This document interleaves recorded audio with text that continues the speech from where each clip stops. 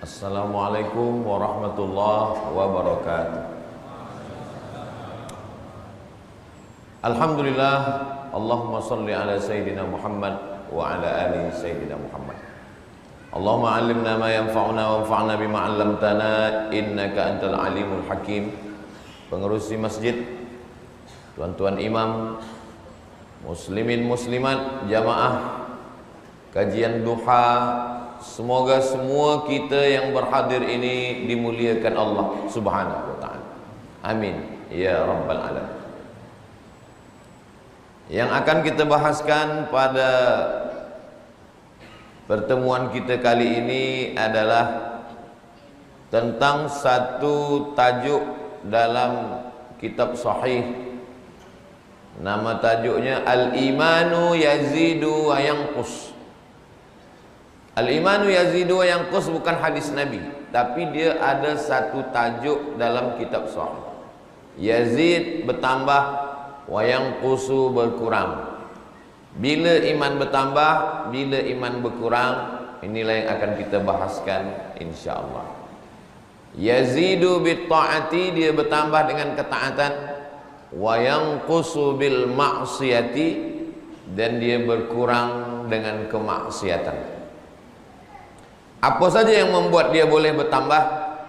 Maka bila kita tengok dari beberapa ayat Al-Quran, dari beberapa hadis Nabi Muhammad sallallahu alaihi wasallam, maka dia boleh bertambah dengan 5 perkara.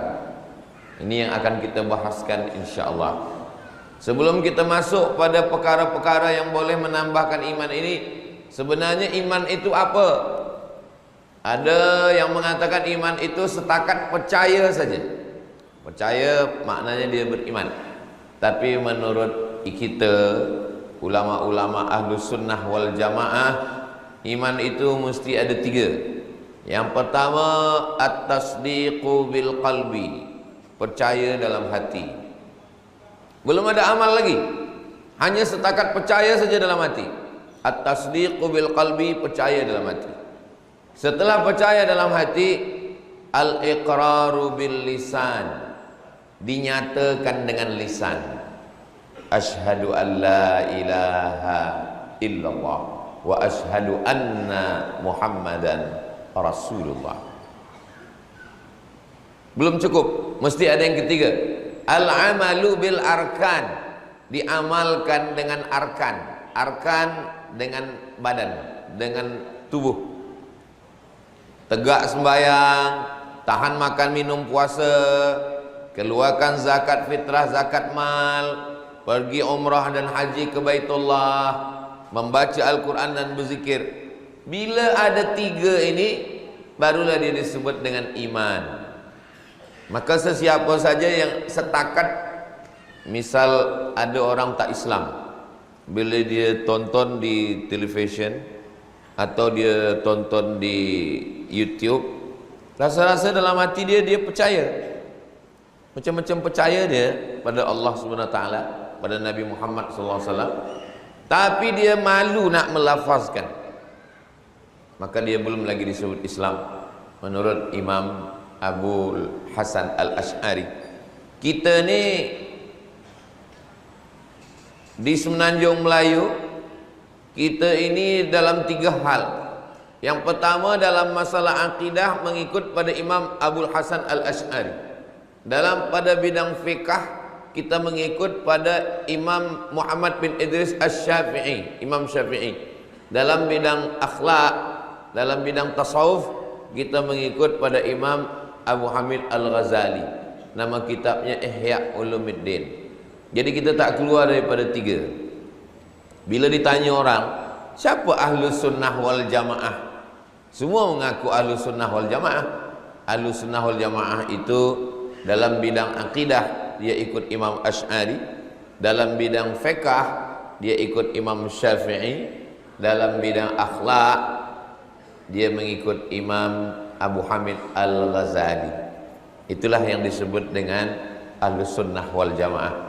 Dalam bidang akidah biasa kaji wujud, qidam, baqa, mukhalafatul hawadisi, qiyamuhu bi nafsihi, wahdaniyah, qudrat, iradat, ilmun hayat, sama, basar, kalam.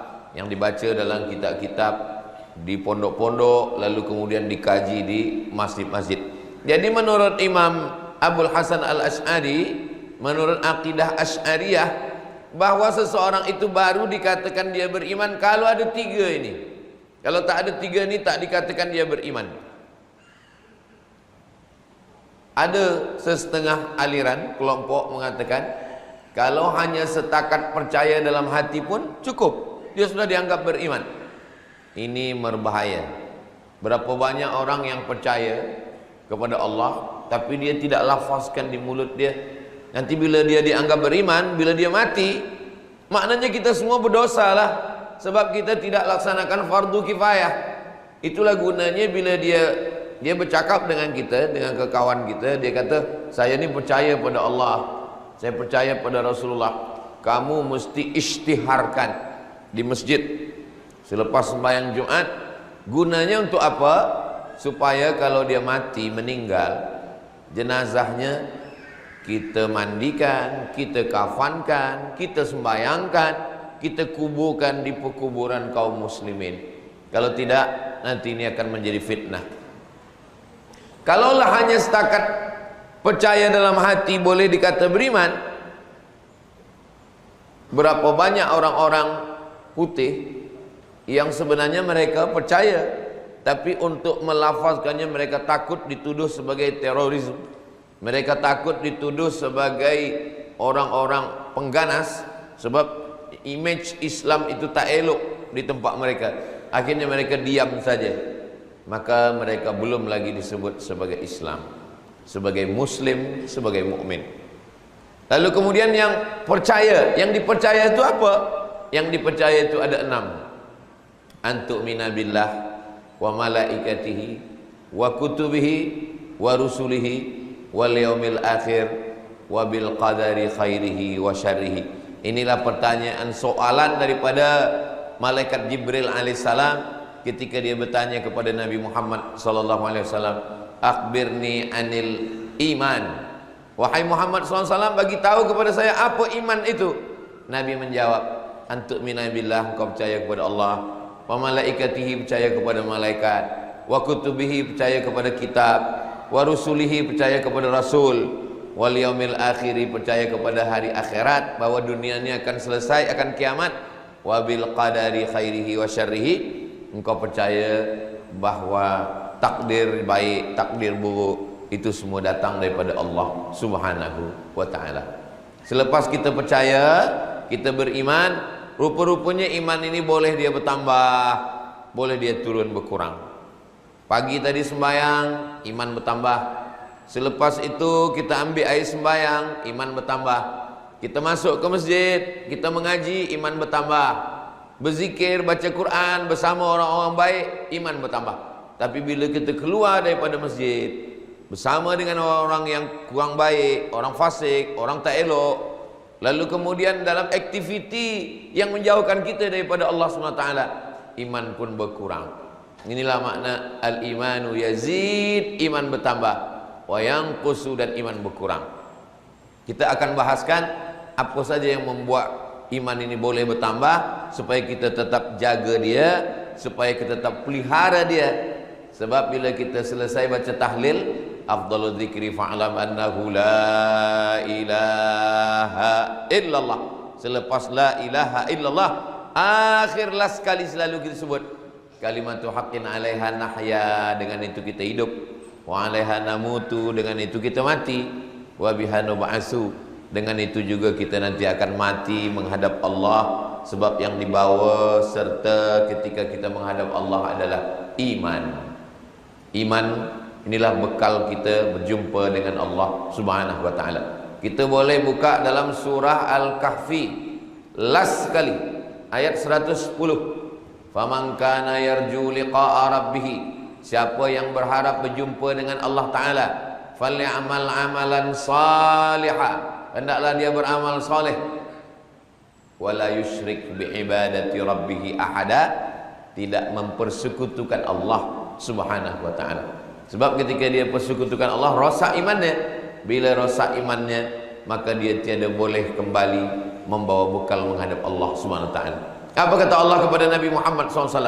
La in asyrakta, kalau engkau syirik, na'udzubillah, kalau engkau syirik, la yahbatanna amaluka, maka segala amal engkau akan gugur, tiada bernilai di hadapan Allah SWT. Wa may yabtaghi ghairal Islam, sesiapa saja yang mencari selain daripada Islam, falan yuqbala minhu, dia tidak diterima Allah. Wa huwa fil akhirati minal khasirin, di akhirat dia termasuk orang yang rugi.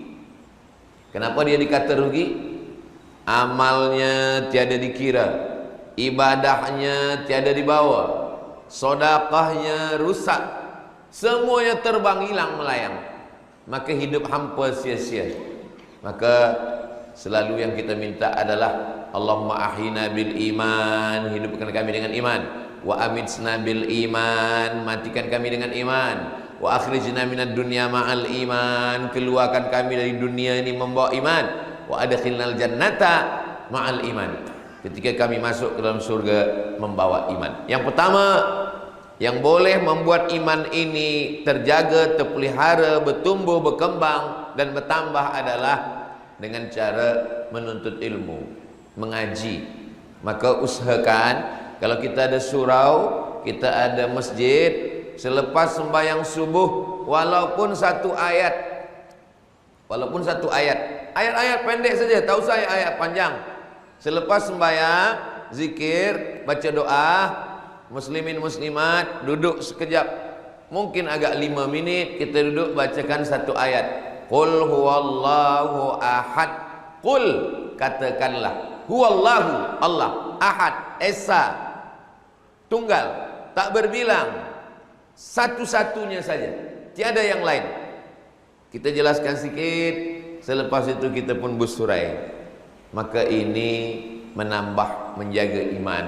Atau ada hadis, saya dekat rumah ada surau, itu biasa hari Rabu subuh kita buka program membaca kitab Riyadhus Shalihin. Saya menganjurkan supaya membaca kitab. Kalau kitab hadis yang paling kecil namanya kitab Arba'in 40 hadis Imam Nawawi. Atau agak besar sedikit kitab Riyadhus Shalihin. Riyadhus Shalihin besar sikit. Atau kitab yang khas isinya doa-doa saja, Al-Adhkar. Nanti bila dah lama mengaji, mulalah buka kitab yang besar, yaitu Sahih Al-Bukhari. Sahih Al-Bukhari kitab yang paling masyhur, kitab utama di kalangan Ahlus Sunnah wal Jamaah. Jangan satu hari tak ada mengaji. Tadi kami selepas sembahyang subuh duduk sekejap, tak lama, 15 minit duduk kita membaca beberapa ayat Al-Quran dan hadis Nabi Muhammad sallallahu alaihi wasallam. Sebab hati ini macam tanaman. Tanaman bila dia tiada disiram dengan air, dia akan kering dan mati. Maka air yang menyiramnya itu adalah mengaji, membaca Quran, hadis-hadis Nabi atau fiqh. Jadi bila ada orang, saya suka pada kajian tafsir Ustaz, bila nak mengaji tafsir, elok tafsir Jalalain, ditulis oleh Imam Jalaluddin As-Suyuti, Jalaluddin Al-Mahalli, Jalaluddin As-Suyuti. Kitab tafsir ni tipis saja, berbahasa Arab, elok juga. Ada tafsir Marbawi dalam bahasa Melayu, boleh. Atau tafsir Buya Hamka, dia mendapatkan profesor daripada UKM, Universiti Kebangsaan Malaysia. Ini pun elok tafsir ini. Dia tulis semasa dia kena fitnah di dalam penjara. Di dalam itu dia diuji Allah SWT dan dia berhasil menuliskan satu kitab tafsir. Tafsir yang bersih daripada Israiliyat, riwayat-riwayat yang batil, riwayat-riwayat yang tidak elok. Itulah dia tafsir masyhur, tafsir Ibni Katsir. Nama imam yang menulisnya Imam Abul Fida Ismail Ibni Katsir. Tengok jamaah ni, kira-kira mereka suka pada tafsir atau kaji fiqh atau hadis atau akidah sifat 20 atau mengkaji tasawuf.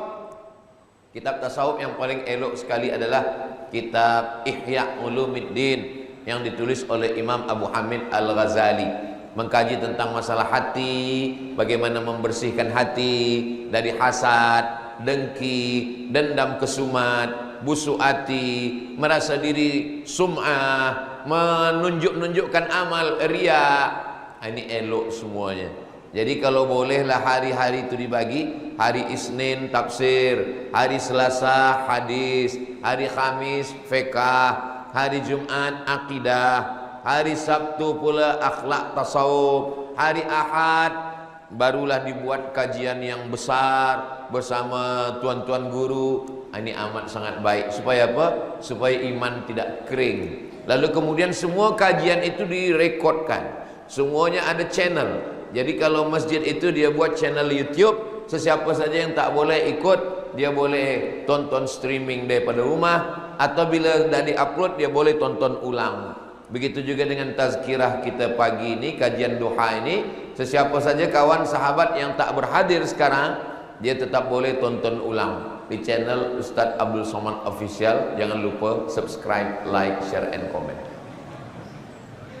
Supaya apa? Supaya iman tak mati. Saya tak sempat Ustaz Abdul Somad sebab saya nak pergi office lepas sembahyang, pergi. Okey. Tapi jangan sampai waktu kosong hampa tanpa mengaji. Dari rumah ke office berapa lama? Dari rumah ke office 15 minit, 10 minit, kita dengarkan tazkirah. Kita hidupkan YouTube, kita dengar. Kita dengar baik-baik. Oh, kita boleh dengar. Bila kita bawa motosikal pun kita boleh juga dengar melalui earphone. Kita dengar apa yang dia sampaikan, apa pelajaran yang boleh kita ambil. Nanti kita sampai ada waktu luang, kita teruskan lagi 10 minit, 20 minit. Terasa hati kita itu hidup, terasa jiwa kita itu balik bersemangat. Karena kalau tidak, dia akan hampa, dia akan kosong, dia akan hilang. Na'udzubillah. Saya pun sampai sekarang saya masih mendengarkan tazkirah. Saya cari di YouTube tazkirah yang saya dengar, Syekh Muhammad Mutawalli Asy-Sya'rawi, Syekh Ali Jum'ah, Syekh Atiyah Saqar, Syekh Muhammad Ramadan Said Al-Buti. Selalu saya dengarkan bagaimana mereka menjelaskan. Di antara semua, saya suka fiqh. Fiqh ini bertanya tentang apa hukum ini, apa hujahnya, apa dalilnya. Tasawuf saya suka juga. Tasawuf macam mana kita nak tazkiyatun nafs, mensucikan hati-hati kita. Tariqah saya suka juga, yang mu'tabarah, bagaimana cara berzikir, membersihkan hati. Tafsir suka juga, bagaimana kita boleh faham ayat ini. Tak usah ayat-ayat yang di tengah, ayat-ayat yang biasa kita bawa sembahyang, Al-Ikhlas, makna Al-Fatihah. Lalu kemudian ayat-ayat yang biasa kita bawakan dalam tahajud kita. Apa sebenarnya makna daripada ayat kursi yang kita baca? Jadi yang pertama yang menghidupkan iman kita, membuat dia bertambah, bertumbuh adalah mengaji. Jangan sampai tak mengaji. Bila kita tak mengaji, maka na'udzubillah, iman boleh mati, dan mati dalam keadaan tak beriman. Iman boleh mati dan mati dalam keadaan tak beriman. Begitulah Allah Subhanahu wa taala memberikan kita pengajaran. Maka kata Nabi Muhammad sallallahu alaihi wasallam, majtama'a qaumun fi baitin min buyutillah. Kalau ada orang yang berkumpul di rumah Allah, yatsluna kitab Allah, dia bacakan ayat-ayat Allah, sama macam yang kita lakukan pada waktu mulia, waktu duha ini. Duduk di rumah Allah, yatsluna kitab Allah, membaca ayat-ayat Allah. Sebenarnya yang saya bacakan ini ayat-ayat Al-Quran. Wa yatadarasunahu fima bainahum, lalu kemudian kita kaji isinya, apa maknanya, apa mafhumnya. Selepas itu nazalat alaihimur rahmah. Yang kita buat 3 je. Yang kita buat bukan banyak, 3. Pertama berkumpul beramai-ramai. Setelah itu membaca ayat-ayat Allah. Setelah itu kita fahami maknanya. Allah balas 4. Nazalat alaihimus sakinah, turun ketenangan ke dalam hati. Wasyat bihimur rahmah, mereka diliputi rahmat Allah. Haffat bihimul malaikah, mereka dikelilingi oleh para malaikat. Wa dzakarahumullahu fi man indah, mereka disebut-sebut oleh para malaikat. Apa kata malaikat? Mereka disebut-sebut Allah Ta'ala kepada para malaikat. Dulu waktu Allah menciptakan manusia, malaikat ni tiada bersetuju. Apa kata malaikat? Ataj'alu fiha may yufsidu fiha wa yasfikud dima. Untuk apa engkau ciptakan mereka ya Allah? Mereka hanya akan menumpahkan darah, mereka hanya akan berperang. Mereka berperang di Rusia, mereka berperang di Palestina, mereka berperang di mana-mana negeri, mereka berperang. Tapi kemudian apa kata Allah Subhanahu wa taala? Inni a'lamu ma la ta'lamun. Aku lebih tahu apa yang kamu tak tahu. Memang ada manusia yang merosak saja, membunuh saja, tapi ada manusia yang memakmurkan alam semesta, yang membangun, yang membina, maka mereka berbuat baik kata Allah Subhanahu wa taala. Jadi mengaji jangan berhenti, jangan putus kaji. Adapun anak-anak kita yang belia, mereka belajar di pondok, belajar di sekolah, belajar di college, di university, memanglah mereka belajar sesuai dengan ilmu mereka. Tapi kita dalam Islam tiada masa berhenti belajar. BA, lepas BA master, lepas master PhD, ini sebenarnya bukan sistem Islam. Sebab dalam Islam ini tak ada had, tak ada batas, unlimited. Jadi bila belajar kita minal mahdi ilal lahdi, dari buayan, dari ayunan hingga ke liang lahat, sampai orang selepas mati pun masih belajar lagi. Makanya selepas orang meninggal dunia, bila dia dikubur, dibacakan talqin. Idza ja'akal malakani, bila datang dua malaikat bertanya kepada engkau, man rabbuka, man nabiyuka, ma imamuka, ma qiblatuka, man ikhwanuka, katakan Tuhan saya Allah, Nabi saya Muhammad SAW, kitab saya Al-Quran. Apa talqin ini? Talqin ini hadisnya hadis hasan. Sesiapa saja, di tempat saya masih ada lagi amal talqin. Saya pun kalau ada keluarga jamaah yang meninggal dunia, saya yang membacakan talqin. Mak saya meninggal, saya yang bacakan talqin. Lalu setengah orang bertanya, apa dibacakan talqin orang sudah meninggal dunia? Membacakan talqin sunnah. Sebab talqin ini diriwayatkan hadisnya oleh Abu Umamah Al-Bahili. Kata Imam Al-Hafiz Ibnu Hajar Al-Asqalani, hadisnya hadis hasan, bukan hadis dhaif, bukan pula hadis palsu. Jadi bila kita bacakan talqin, kita sedang melaksanakan sunnah Nabi Muhammad sallallahu alaihi wasallam. Tapi sebenarnya dalam talqin itu dua. Untuk yang meninggal dunia, sebenarnya mana talqin kita bacakan dia doa. Tapi untuk orang yang hidup, anaknya, menantunya, cucunya, sahabat, jiran, tetangga yang ramai, hati mereka sedang terbuka menerima hidayah. Maka sebenarnya di situ kita sedang menyampaikan nasihat. Nanti bila engkau mati, masuk ke alam lahat, masuk ke alam kubur, dan engkau ditanya Tuhan engkau siapa, katakan Allah. Maknanya ketika masih hidup ini mengajilah. Mengaji tak ada batas tempat. Ada orang mengaji di masjid, ada mengaji di surau. Tapi dalam Islam, man salaka tariqan, siapa yang melalui suatu jalan. Jalan tempat lalu lalang, bukan tempat mengaji. Tapi dalam Islam jalan pun boleh menjadi tempat mengaji. Man salaka tariqan, siapa yang melalui suatu jalan, yaltamisu fihi ilman, di jalan itu dia mendapatkan ilmu, sahalallahu lahu bihi tariqan ilal jannah, dimudahkan Allah bagi dia jalan menuju surga Allah Subhanahu wa taala. Setiap langkah kaki, hayunan tangan, bisikan telinga, kedipan mata, lintasan hati dan fikiran, semuanya bernilai ibadah. Apalagi kita berada di masjid, insya Allah selama kita di masjid ini kita mendapatkan pahala i'tikaf, insya Allah. Amin ya rabbal alamin. Jadi mengaji ini yang paling wajib sekali. Mengaji ini tiga: mengaji akidah, mengaji fiqh, mengaji akhlak. Nanti bila ada ustadz yang membuka kaji, malam ini kita akan mengkaji tentang masalah apa saja yang membuat hati kita menjadi keras. Oh, berarti dia kaji tentang masalah akhlak. Malam ini yang akan kita kaji, bila seorang suami mengatakan talak, apakah talak satu jatuh satu atau talak tiga jatuh tiga? Oh, dia sedang mengkaji masalah fiqh. Malam ini yang akan kita bahaskan, berapa kilometer orang baru boleh mengqasar sembahyang. Oh, dia sedang mengkaji masalah fiqh. Malam ini yang kita kaji adalah apakah Allah itu ada tempat atau tiada tempat. Ini dia tentang masalah akidah. Jadi anak-anak kita, jamaah kita, maka jangan sampai keluar, jangan sampai tidak mengkaji tentang masalah ini, masalah akidah, masalah fiqh, hukum halal, haram, makruh, sunat, mubah, dan masalah akhlak. Ada orang yang mengkaji masalah fiqh saja. Orang kalau mengkaji masalah fiqh saja, hatinya keras, halal, haram, halal, haram. Tapi kalau dia mengkaji tentang masalah akhlak, macam mana malu kepada Allah, macam mana ridha, macam mana tawakal, macam mana muhasabah, macam mana muraqabah, macam mana merasa diri dekat dengan Allah.